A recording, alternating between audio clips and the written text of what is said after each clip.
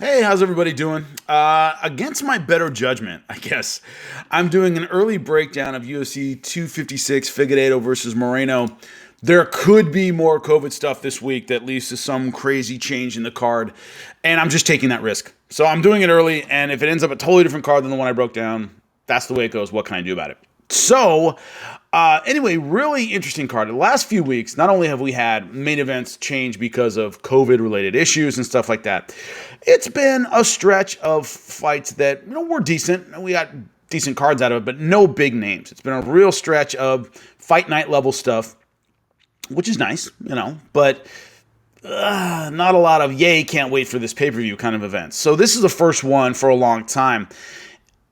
Can the flyweight division sell a pay-per-view? That's the interesting thing, because this card all the way through is very, very strong. All the way from the prelims, some veteran names on there. Of course, Cub Swanson, Mackenzie Dern. I like Daniel Pineda a lot. I think he's very, very aggressive. He fought in Bellator one time.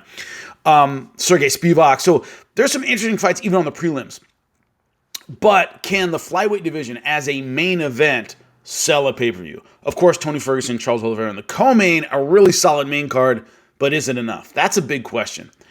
So let's start with Junior Dos Santos, Cyril Gane. And the issue here, if you're betting on Cyril in this fight, you're betting on Junior Dos Santos not being what he was. You're betting against, in my opinion, Junior Dos Santos, which I'm willing to do. Cyril's only 6 fights into his career. This would be his 7th MMA fight. Hasn't fought any real talent. Tanner Bozer's last time out was probably the best name, I guess. That went to decision. He's what you would expect. He's really tall, 6'5", incredibly powerful. Does have knockout ability, but only 2 knockouts in 6 fights. He's not a one-punch kind of guy. Junior Dos Santos, throughout his career, what made him different, and you always look for things that make a fighter an X factor in the heavyweight division. Meaning, okay, he plods forward and hits hard. Okay, but a lot of fighters plod forward and hit hard. You have to show me something that's a little different. What was always different about Junior Dos Santos is he's really rangy, and the way he loops his punches, he generates a lot of power, and it tends to get around fighters' guards. Because it's from such a distance, he throws these big uppercuts and big hooks, and he gets around your guard. So you think you're prepared, and you're not. So his stance is a little awkward, his distance is funny, and he throws big power. So it's not just power by itself. That's what made him UFC heavyweight champion. And he's had some great wins since then, up and down a bit, but when he's lost, it's been to big names. So the stretch he's on right now, Francis Ngannou, Curtis Blades, Yair Rozenstruik,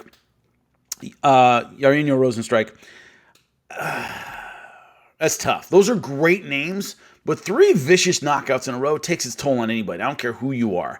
And as he's lost, that's how he's tended to lose. Since the first Kane fight, which was his first Kane loss, was an absolute ass whooping. Didn't end in a knockout. He got the piss beaten out of him. Since then, it's been all TKO losses. Cain Velasquez, Alistair Overeem, Stipe Miocic, Francis Ngannou, Curtis Blades, and Rozenstruik all knocked him out. He's just not the same guy. You can't take that kind of punishment and be the same guy. He's lost 3 in a row. Yes, it was 2 elite names. Do I put Cyril on that plane? No, I don't, but you can only get beaten up so many times before it takes the edge right off your blade. I think we've reached that point with Junior Dos Santos. I don't think he's the same guy. I go with Cyril in this one, unfortunately, probably by knockout. And to me, that's the end of Junior Dos Santos at the elite level. You can still fight in the heavyweight division. There's plenty of room for that. I mean, look at Andrei Arlovski's been fighting forever. I'm not saying he can't keep fighting, but I think that's it for him at the elite level. Jacare Souza versus Kevin Holland. Once again, this is kind of like, am I picking against Jacare? Meaning he's just been through a lot in recent fights. He has the skill set to beat Kevin Holland. He does. I like Kevin Holland's movement. I like his range. I like his boxing. I like his accuracy. He moves very, very well. Can really pop you. Good accuracy with his strikes. He's lean for the weight class, which gives him, he's almost got like a boxer's build if you look at him. And that's his strength, is his ability to bob and weave and throw good combinations, and that's great. Does have submission wins. He does not want to go to the ground with Jacare. I don't care how many submission wins you have in MMA. He's going to be looking for a knockout. Knockout over Ontiveros, Darren Stewart, Joaquin Buckley, who had got that big knockout, that spinning back kick knockout.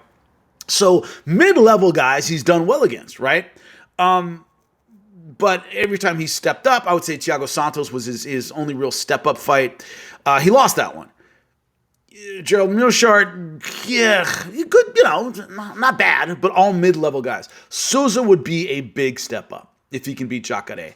The big question with Jacare is Jacare, much like Yoel Romero, might be the best guy in the middleweight division to not win a title shot, to win a title fight.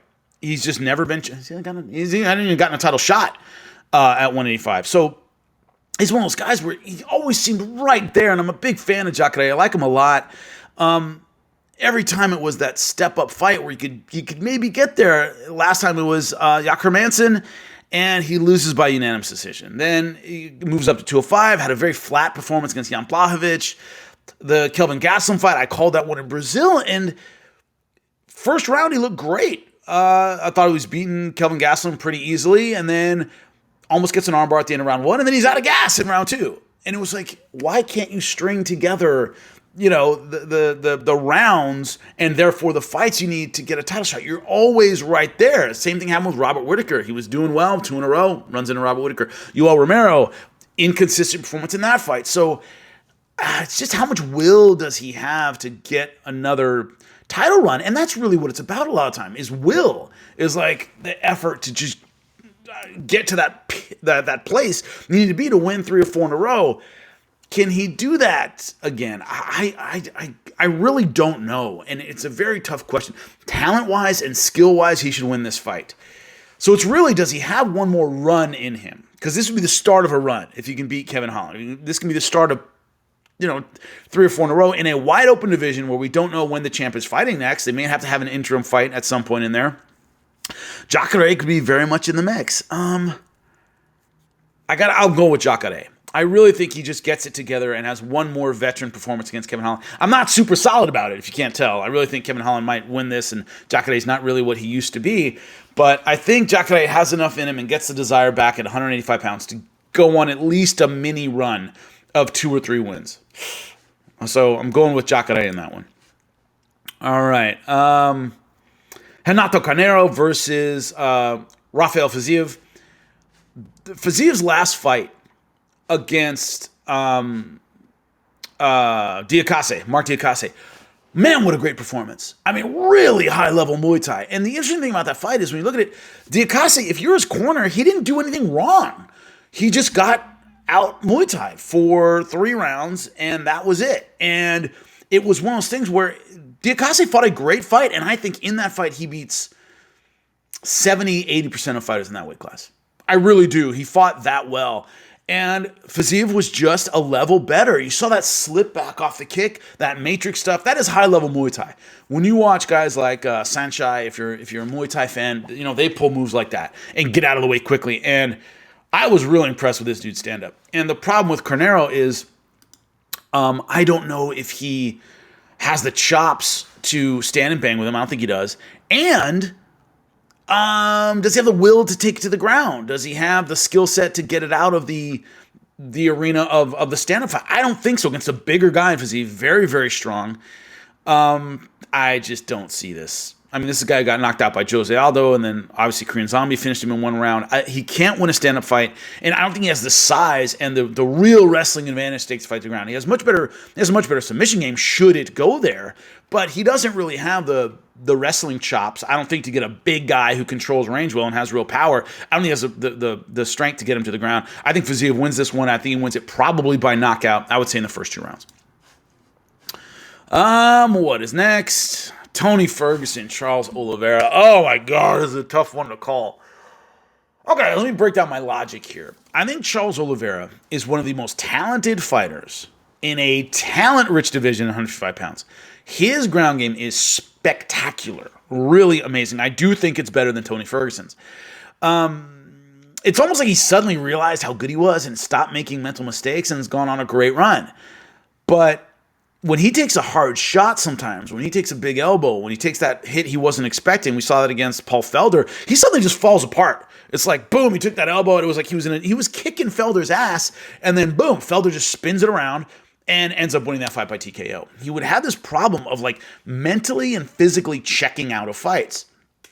Tony Ferguson took a beatdown from Justin Gaethje. I mean, that's just the way it goes. How has he mentally recovered from that? How has he physically recovered from that? This is going to be a totally different kind of fight. And that Oliveira has excellent stand-up skills. I'm not saying he doesn't, but it's the ground battle that's intriguing to everybody. Tony Ferguson, of course, the 10th planet guy, funky, unorthodox, very, very aggressive, great off his back, great front chokes. Oliveira's been vulnerable to those in the past. It's kind of like the fights I looked at before. It's like, when you look at Oliveira, does he revert to that guy he used to be, or is he the new and improved Charles Oliveira that's not going to fall for a Darce choke, that's not going to fall for a front choke, that isn't going to mentally check out when he takes a hard punch? If that happens, I think he wins this fight. The momentum of these two fighters is a little different. Can Tony Ferguson check that fall and do something great? Sure, he could. I just don't know where each guy is mentally right now. But as far as skill set, it's hard to beat Charles Oliveira right now. Tony Ferguson coming off the beating from Justin Gaethje. Mentally, the guy might be a little up and down right now. I am going with Charles Oliveira. I think Charles Oliveira gets it done. I don't think he finishes Tony Ferguson. It's probably by decision. I think he makes it a ground game, and he's just half a step ahead the entire time, and Charles Oliveira wins the decision. It could go exactly the opposite way because you never know what you're going to get with Tony Ferguson. This guy takes a lot of risks during fights. He does. We've seen that before, where he takes a big shot or he gets rocked early against somebody and you're going, oh my God, it's going to go the wrong way, and he's able to get it back. Against Oliveira, who has the ground game to escape these kind of submissions, and you don't want to make a mistake against this guy, you can't afford to, that might not be there. I'm going with Charles Oliveira. I think he gets it done by decision. Tough one. Deiveson Figueiredo, Brandon Moreno. I love Brandon Moreno. He's a really nice guy. Interviewed him for SiriusXM a couple weeks ago. One of the nicest guys in MMA, seriously. Deiveson Figueiredo, quick turnaround for both guys. And that's one thing you got to keep in mind is, yeah, it's a quick turnaround, but it's a big turnaround for both of them. They both had short fights. I think physically they're okay. What's so interesting about Deiveson Figueiredo is so far he's been a level above the competition at 125. Great striker, great submission game, incredibly aggressive, big for the weight class, tall, accurate. But he takes a lot of risks. And I think that makes him a bit more interesting than a lot of dominant champions is. He's willing to go out there and take these leaping shots. And when Anderson Silva used to do it, drop his hands and mug and all that stuff, you got the feeling that it was a ploy, that it was just, yes, he's taking a risk, but he's also taking it in a calculated way. I don't get that feeling with Deiveson Figueiredo. He really is kind of a wild man and just goes for stuff. And that can lead to issues. He can run into a shot. Brandon Moreno, very, very powerful. Excellent kickboxer, shorter, stockier, squatter. You run into a punch from this guy, you're in trouble. Doesn't have a lot of knockouts, but he does have the ability to put one on you. And Deiveson Figueiredo, the better striker, better knockout ability, better finisher. But if he goes for one of those leaping hooks he likes to throw, or like big wide kicks from the outside, it could get him in trouble. Does that happen? Because I think that's the way if Moreno wins, that's how he wins. No, I think Deiveson Figueiredo keeps it going. I think he's on a roll right now. He's full of confidence. I think a quick turnaround is good for a guy like him. He's not really a technician and game planner kind of guy. I think he kind of flies by the seat of his pants, and so far it's been working for him. I think he gets another win. I think it's probably a finish. I think Moreno lasts a little bit longer, but I think maybe third round, Figueiredo gets it done. He retains the 125-pound title. Probably a combination of ground and pound and submission. I think he softens him up and then probably gets him with a submission. Probably round 3, Deiveson Figueiredo keeps his title. So the stockiness, and I know Moreno is a little bit taller than Figueiredo, but that stockiness, that power, that ability to really hit might be a factor, but Figueiredo has to give it to him, has to make a mistake. And I think with his speed and power, the window's pretty short. So anyway, Deiveson Figueiredo, he retains his title probably by finish after the third round. That's what I think. I will be on after to own my picks. As always, everybody enjoy the fight. Later.